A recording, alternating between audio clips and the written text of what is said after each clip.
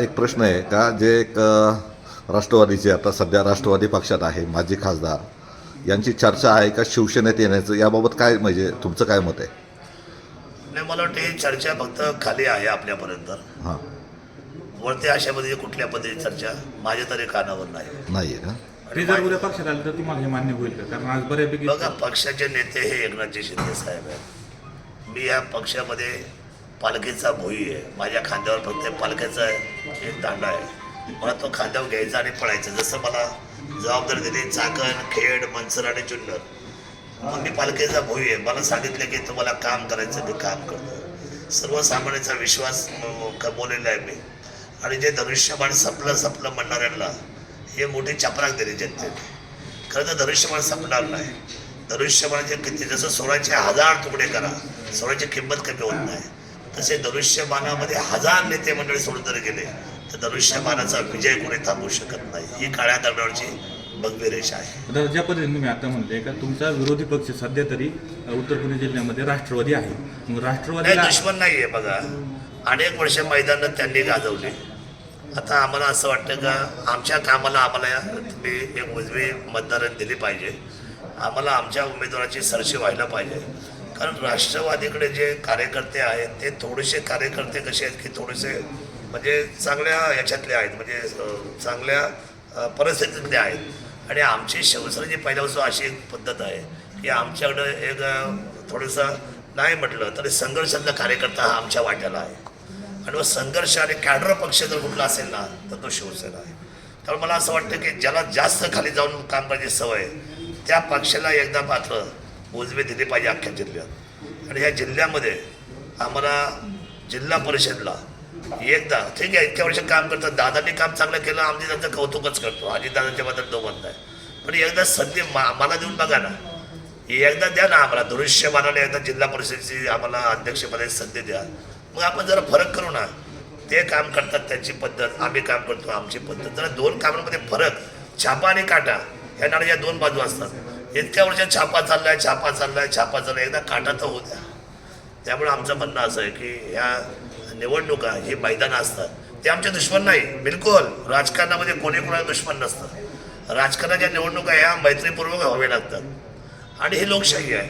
आपण बाबासाहेबांचे घटना मांडणारी माणसं, आपण छत्रपती शिवरायांचं स्वराज्य मांडणारी माणसं, आपण ज्ञान व्यवस्थेचे ज्ञान साधना देणाऱ्या महात्मा ज्योतिबा फुले सावित्रीबाईंच्या विचारपीठाला मांडणारी माणसं. आणि मग आपल्याला सर्वसमावेशक सर्वसामान्य जनतेला संधी घेण्यासाठी आणि संधी देण्यासाठी इतक्या वर्ष सत्ता ज्यांच्याकडे आहेत त्यातली काही सत्तेचा एक परिवर्तनाची संधी आम्हाला मिळावी अशी माझी तमाम मायबाप जनतेला या ठिकाणी विनंती राहणार आहे. तुम्ही ज्या पद्धतीने म्हणले का सध्या विरोधी पक्ष जुन्नर आंबेगावमध्ये राष्ट्रवादी आहे विरोधी पक्ष, मग त्याला हरवण्यासाठी जर तुम्हाला एकत्र सर्व पक्षांची मोड बांधायची वेळ आली तर त्याची तुमची तयारी आहे का? कारण तुमचे नेतेही याबाबत घोषणा करून मोकळे झालेले आहेत. नाही, आम्ही ऑलरेडी मोड बांधलेली आहे. म्हणजे ताकाला जायचं गाडीवर दाखवायचं असं काय नाही. आमची लढाई सरळ आहे, ते बलदंड आहे. आम्ही गरीब आहोत, ती सगळी मंडळी मोठी आहे, आम्ही साधारण आहोत.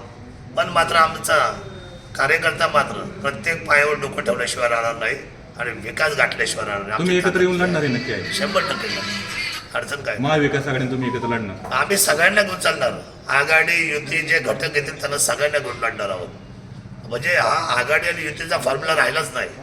दादा, एक शेवटचा प्रश्न. चाकण, राजगुरुनगर, मनसर आणि जुन्नर या 4 नगरपंचायत तुम्ही लागोपाठ जिंकल्या, म्हणजे खेड, आंबेगाव, जुन्नर.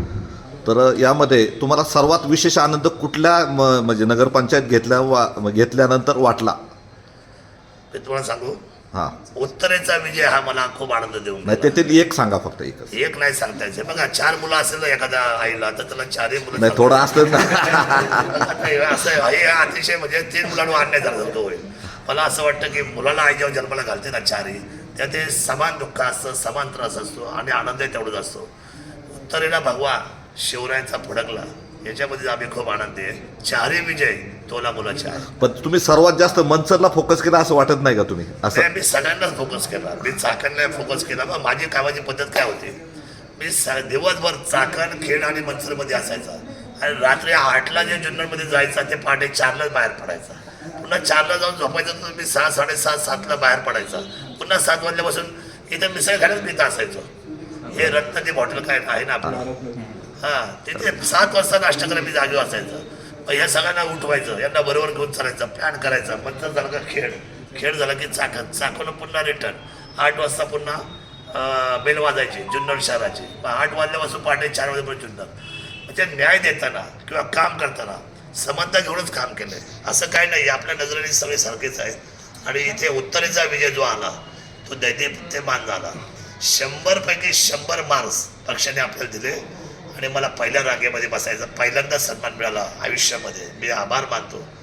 आता ते एकनाथजी शिंदे साहेब ते नेहमी म्हणतात, अभी राजा का बेटा राजा नहीं होगा, जो काम करेगा वो राजा होगा. म्हणजे साध्या माणसाला सुरक्षा कवच झाले. आज आम्हाला बाळासाहेब ठाकरेंची खूप आठवण झाली, आविडन राणे साहेबांची आठवण झाली, केसरराव मारकरे साहेबांची आठवण झाली. काय माणसं होती, धुरंधर माणसं होती, खरे हे धुरंधर. आणि त्यांनी आम्हाला दिशा दिली. आम्ही हा विजय अतिशय नम्रपणे स्वीकारतो आणि खूप चांगलं काम करू. मनसरकरांना मला सांगायचं आहे, तुमच्या मनातलं मनसर आम्ही वैभव संपन्नतेच्या उंचीवर घेऊन जाऊ आणि अतिशय चांगलं शहर घडवू, एवढंच तुम्हाला मी सांगतो.